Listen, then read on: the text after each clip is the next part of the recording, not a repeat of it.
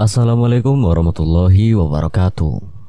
Masih bersama saya Kang Selamat tentunya. Kali ini Portal Dimensi akan melanjutkan kisah mistis pendaki yang berjudul 40 Hari di Alam Gaib Gunung Semeru part kedua. Buat kalian yang belum nonton part satunya, Kang Selamat saranin buat nonton terlebih dahulu agar kalian lebih tahu alur ceritanya. Oke, gak usah berlama-lama lagi, kita langsung saja masuk ke ceritanya. 40 hari di alam gaib Gunung Semeru.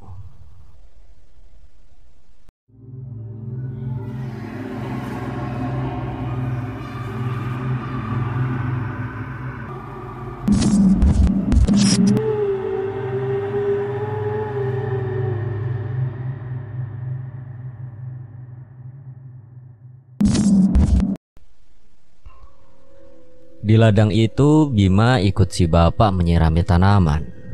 Setelah selesai dengan semua itu, mereka kembali pulang dan sesampai di rumah, mereka disambut oleh anak gadisnya si bapak yang masih terlihat sangat cantik dan anggun.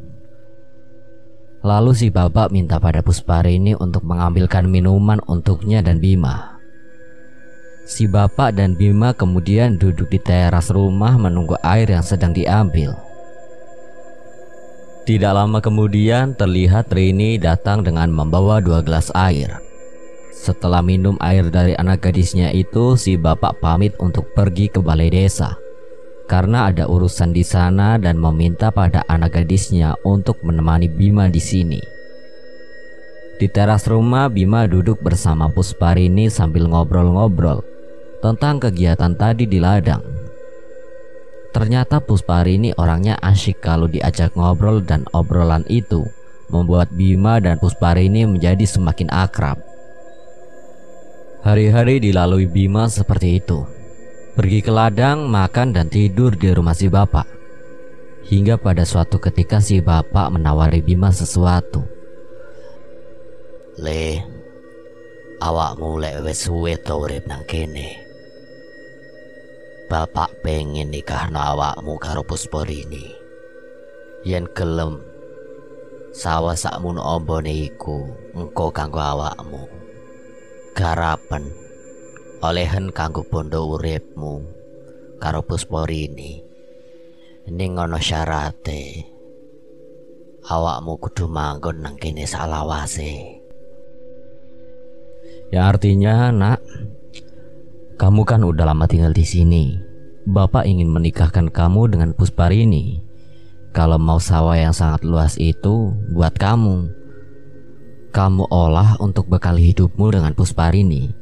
Tapi dengan syarat kamu harus tinggal di sini selamanya. Mendengar itu, Bima tersentak dan tidak tahu kenapa spontan dia berucap gini. Waduh pak, kalau untuk semua itu saya tidak pantas. Nah, kalau dipikir secara logika, mustahil Bima menolak tawaran dari si bapak. Sekarang kalian pikir, kurang apa coba?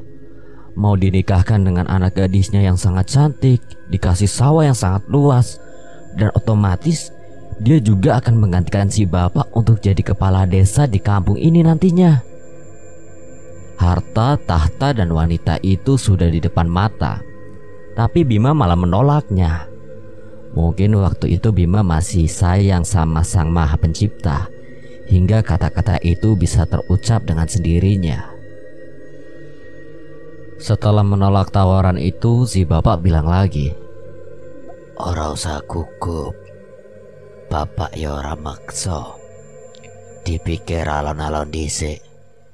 Mbok menawa hatimu mantep. yang artinya jangan buru-buru. Bapak juga tidak memaksa, dipikir pelan-pelan, siapa tahu nanti kamu berubah pikiran. Si bapak memberi Bima waktu untuk memikirkan tawarannya itu. Beberapa hari ini dia diberi banyak waktu oleh si bapak untuk berduaan dengan anak gadisnya, agar Bima bisa lebih mengenal anaknya lebih jauh. Pada suatu hari, Pusparini mengajak Bima keluar rumah untuk jalan-jalan keliling kampung, dan Bima pun mau. Di sisi lain, selama Bima berada di rumah si bapak, dia ini belum pernah keluar rumah. Dia keluar rumah hanya untuk ke ladang membantu si bapak. Pergilah mereka keluar dan berjalan menyusuri kampung. Terlihat kampung ini sangat asri dan damai. Udaranya sangat sejuk tanpa dicemari asap knalpot kendaraan. Bangunan rumah yang berada di kampung ini sebagian besar terbuat dari kayu yang sudah diukir. Banyak hewan ternak yang dilepas diliarkan di hutan. Sapi, kerbau, bebek, dan jenis hewan ternak lainnya. Seakan mereka hewan ternak itu sudah akrab dengan pemiliknya. Terus berjalan menyusuri kampung. Terlihat penduduknya ini unik. Ada yang jalannya pincang hingga merangkak. Ada yang matanya lebar dan melotot.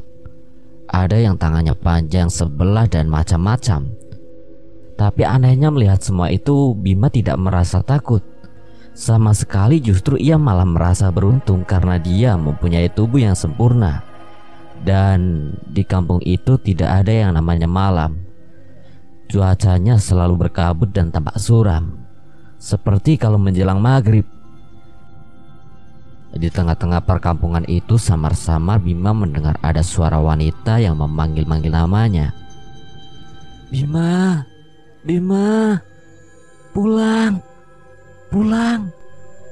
Mendengar itu Bima langsung menoleh ke berbagai arah untuk mencari tahu siapa yang memanggil-manggil namanya itu. Tapi tidak terlihat ada seorang pun yang sedang memanggil namanya. Suara itu terus terdengar di telinga Bima hingga lama-kelamaan kepalanya ini merasa pusing.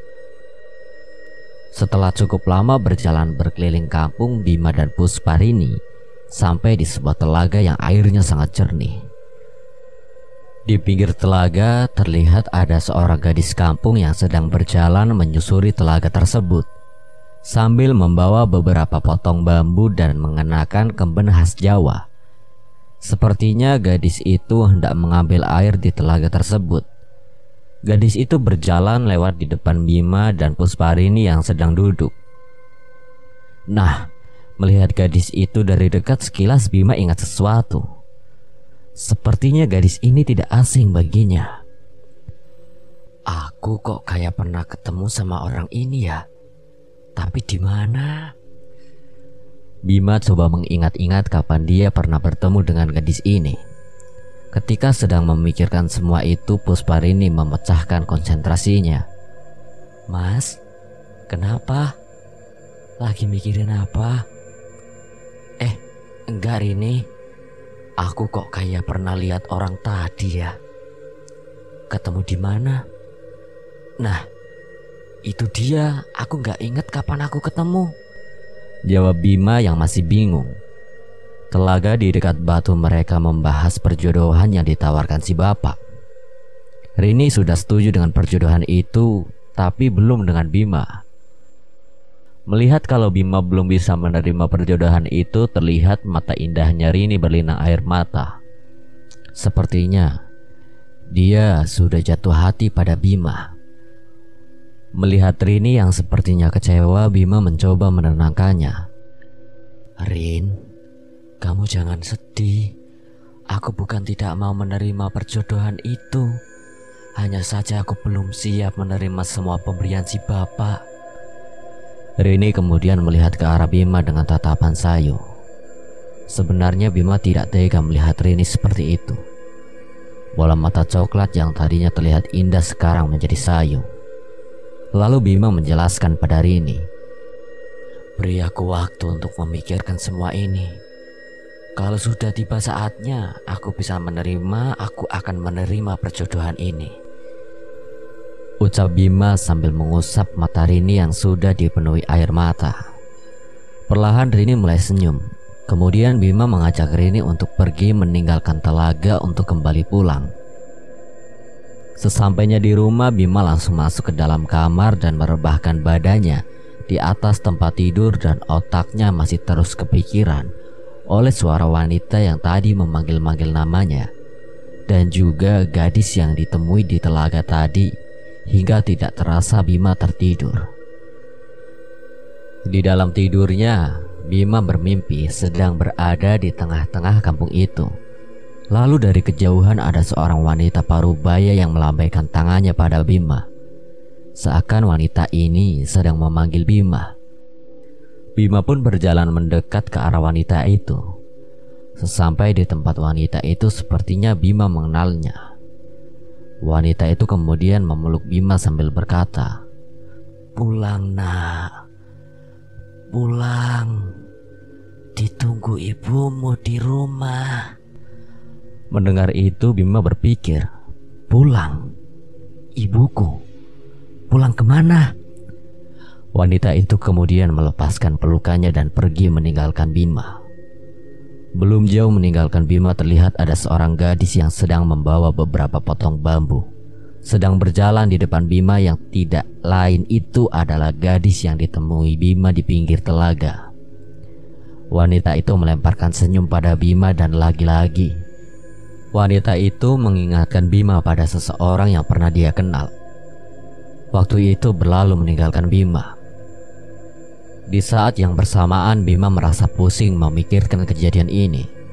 Di dalam kepalanya timbul pertanyaan, siapa orang yang memelukku tadi dan siapa gadis yang melemparkan senyum kepadaku tadi? Ketika sedang bingung memikirkan semua itu, Bima bangun dari tidurnya. Dan bangunnya Bima itu masih dengan keadaan pusing di kepalanya. Masih dalam kondisi berbaring di tempat tidur, Bima melihat ke arah sebelah lemari yang di situ terdapat tas keril dan sepatunya. Dan seketika itu juga Bima ingat kalau dia pernah diajak bapak-bapak untuk mampir ke rumah ini. Mengingat semua itu, Bima lekas bangkit dari tidurnya dan keluar kamar untuk menemui si bapak. Tapi saat itu rumah terlihat sangat sepi, sepertinya orang-orang rumah sedang keluar. Lalu terlihat Rini datang sambil membawa piring yang berisi makanan. Mas Bima udah bangun. Ayo mas makan dulu, ucap Rini sambil menaruh makanan di atas meja. Bima menghampiri Rini dan mereka pun makan bersama. Sambil makan, Bima bertanya pada Rini, sepi banget. Bapak dan ibu kemana, Rin? Bapak sedang ke balai desa, kalau ibu sedang ke ladang, jawab Rini. Setelah makan, terlihat bapak baru pulang dari balai desa dan ikut duduk di meja makan. Lalu si bapak bilang, wes tangi Bima, mari diajak Puspor ini nang diae maneng. Mlaku-mlaku neng kampung pak, terus lenggah dan pinggir telogo. Lalu si bapak menanyakan keputusan Bima. Piye le? Wes dipikir toh tawarane bapak? Mendengar itu Bima terdiam sejenak, lalu dia menjawab, sepunten pak, kula sampun gadah calon. 2 wulan malih kula ajeng nikah. Si bapak kemudian memegang pundaknya Bima sambil berucap, ya wes ora apa-apa. Yen iku dadi keputusanmu, bapak gak iso maksa. Setelah kata-kata itu terucap, terlihat Rini memasang raut wajah yang sedih. Sepertinya dia sedang menahan tangis. Kemudian si bapak bertanya lagi pada Bima, nek ngono saiki apa sing mbok karepno? Kula pengin mantuk pak. Kula pun dangu ten mriki. Ibu kula mangke madosi. Bima bilang kalau dia ingin pulang. Lalu si bapak lanjut berkata, ya wes, mari ngene ben diterno Puspor ini talane mole. Si bapak kemudian meminta pada Rini untuk mengantarkan Bima menuju jalan pulang. Bima kembali masuk ke dalam kamar untuk mengambil tas dan sepatunya. Setelah itu dia pamit sama si bapak dan istrinya yang kebetulan baru pulang dari ladang. Setelah berpamitan, Rini mengajaknya untuk pergi ke sebuah tempat menuju jalan pulang. Di perjalanan menuju ke tempat tersebut, terlihat Rini sangat berbeda dengan sebelumnya. Dia tampak murung. Sepertinya dia sangat sedih. Tidak lama berjalan sampailah mereka di sebuah tempat yang di situ terdapat sebuah gapura. Mereka berhenti tepat di depan gapura tersebut. Terlihat wajah Rini sudah dipenuhi oleh air mata. Sepertinya dia enggan melepas kepergian Bima. Dengan keadaan yang seperti itu, Rini memberitahu Bima. Setelah melewati gapura ini, Mas Bima bisa kembali dan bisa pulang. Ucap Rini sambil menahan kesedihannya sambil memegang pundak Rini.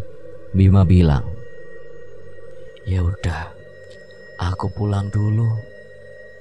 Terima kasih sudah mengantarkan sampai ke sini." Bima kemudian berjalan mendekati gapura itu sebelum akan masuk melewati gapura.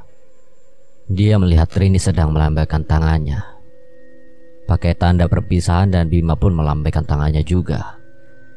Mungkin berat bagi Rini untuk melepas kepergian Bima. Tapi mau bagaimana lagi, Bima punya kehidupan sendiri. Jadi mau tidak mau dia harus pergi untuk pulang. Setelah melewati gapura itu, Bima nengok lagi ke belakang untuk melihat Rini untuk yang terakhir kalinya. Tapi seketika itu gapura yang tadi dilewati beserta Rini yang sedang berdiri hilang begitu saja. Yang terlihat hanyalah hutan pinus yang cukup lebat. Melihat gapura itu yang tiba-tiba hilang, Bima menjadi bingung. Setelah ini dia harus kemana? Dia terus berjalan menapaki jalur setapak yang ada hingga akhirnya dia menjumpai sebuah papan kayu. Anehnya jalan Bima ini seperti ada yang menuntun dengan sendirinya. Kakinya ini terus berjalan tanpa dia tahu akan kemana. Melihat keadaan di sekitarnya, Bima malah semakin bingung. Aku ini sedang di mana dan mau kemana? Dengan sendirinya kakinya ini terus melangkah hingga dia menjumpai sebuah danau yang sangat luas. Dan beberapa orang yang di tepi danau tersebut. Tanpa menghiraukan orang-orang yang ada di tepi danau, kaki Bima terus melangkah menyusuri pinggir danau tersebut. Tanpa berhenti dan tanpa merasa lelah setelah lama berjalan di depan, terlihat ada sebuah perkampungan dan kakinya ini dengan sendirinya melangkah ke arah perkampungan tersebut. Ketika akan sampai di perkampungan itu, terlihat ada beberapa orang yang sedang mengerumuni sebuah bangunan. Hingga akhirnya Bima kenal dengan salah satu orang yang ada di situ. Sebut saja dia adalah Wandi, temannya Bima waktu itu. Wandi menyapa Bima. "Udah turun, bro? Mau langsung pulang apa istirahat dulu?" "Iya nih, kayaknya aku langsung pulang aja deh." "Ya udah, kalau gitu hati-hati di jalan ya." "Tapi aku gak tahu jalan pulang." Meskipun mengenal Wandi, tapi Bima tidak tahu arah jalan pulang. Bahkan dia juga tidak tahu sekarang dia ini ada di mana. Bisa dibilang waktu itu Bima ini seperti orang linglung. Yang ada di dalam pikirannya hanya kampung yang dia tempati sebelumnya, termasuk si bapak dan anak gadisnya. Awal Bima melihat perkampungan ini, dia menganggap kalau ini adalah perkampungan yang sebelumnya ditempati, tapi ternyata bukan. Melihat Bima dalam keadaan seperti itu, Wandi sudah mengira kalau Bima ini sedang dalam kondisi yang tidak stabil. Kemudian Wandi mengajak Bima untuk pergi ke salah satu rumah warga yang Wandi sudah kenal dengan pemilik rumahnya. Sesampai di rumah tersebut, Wandi menanyakan apa yang sedang terjadi pada Bima hingga dia jadi seperti ini. Orang yang ditemui itu sudah cukup tua. Lalu terdengar si pemilik rumah itu berkata, "Temanmu ini habis dibawa makhluk lain ke alamnya selama 40 hari. Tapi dia beruntung karena masih dikembalikan. Itulah sebabnya dia sekarang jadi seperti ini." Kemudian terdengar Wandi bertanya pada orang itu bagaimana agar Bima bisa kembali normal. Menurut orang itu, dia harus pergi ke rumahnya dan bertemu dengan orang tuanya. Karena dengan itu, dengan sendirinya, nanti dia akan ingat dengan dunianya sendiri. Di rumah itu Bima masih terus diam tanpa bicara satu kata pun. Dia hanya bisa mendengar percakapan antara Wandi dan pemilik rumah itu. Lalu terdengar lagi si pemilik rumah itu meminta pada Wandi untuk mengantar Bima pulang ke rumahnya. Karena kalau harus pulang sendiri dia tidak akan bisa. Akhirnya Wandi berinisiatif untuk mengantarkan Bima pulang dan Bima pun hanya menurut kemanapun Wandi mengajaknya. Wandi mengantarkan Bima pulang dengan menggunakan motornya. Di sepanjang perjalanan, Bima merasa semakin bingung melihat keadaan sekitar yang sangat ramai. Sesampai di depan rumahnya, tiba-tiba Bima ingat kalau ini adalah tempat tinggalnya. Wandi kemudian mengajak Bima untuk masuk ke dalam rumahnya. Sesampai di dalam rumah, Bima melihat ada seorang wanita yang tidak lain dia adalah ibunya. Melihat itu tiba-tiba Bima ingat semuanya. Ingat kalau ini adalah tempat tinggalnya dan wanita ini adalah ibunya. Bima langsung lari merangkul sang ibu sambil menangis. Melihat Bima yang tiba-tiba seperti itu, sang ibu bingung lalu dia bertanya pada Wandi apa yang sebelumnya terjadi pada Bima. Tapi Wandi tidak mengatakan yang sejujurnya pada ibunya Bima, kalau Bima habis dibawa makhluk lain ke alamnya. Di sisi lain Wandi juga tidak tahu persis kejadiannya. Melihat keadaan Bima yang sepertinya sudah normal, Wandi pamit pada Bima dan ibunya. Bima mengucapkan banyak terima kasih pada Wandi karena sudah mau mengantarkannya pulang. Di rumah Bima menceritakan tentang apa yang dialaminya di gunung itu pada ibunya. Mendengar cerita dari Bima, sang ibu terlihat sangat kaget. Tahu nggak? Ternyata wanita parubaya yang waktu itu melambaikan tangan dan memeluk Bima itu adalah gambaran dari ibunya Bima yang terus mendoakan anaknya selama Bima pergi ke gunung waktu itu. Pantas saja waktu itu Bima merasa seperti kenal dengan wanita itu. Dan seorang gadis yang membawa potongan bambu di telaga waktu itu adalah gambaran dari Nindi, calon istrinya Bima yang mungkin dia juga turut mendoakan Bima agar selamat sampai kembali pulang. Mengetahui semua kejadian itu, Bima tidak habis pikir. Kok bisa kejadian itu bisa aku alami? Andai saja waktu itu Bima menerima tawaran si bapak untuk dinikahkan dengan anaknya. Sudah dipastikan sekarang Bima tidak pulang dan tinggal di sana. Singkat cerita, beberapa hari setelah itu Bima menghubungi Wandi untuk mengajaknya bertemu dengan tujuan untuk balas budi. Mereka bertemu di sebuah tempat yang berada di kota Malang. Setelah bertemu, sekali lagi Bima mengucapkan terima kasih sebanyak-banyaknya pada Wandi. Lalu Wandi bertanya pada Bima, apa yang sebenarnya terjadi waktu itu?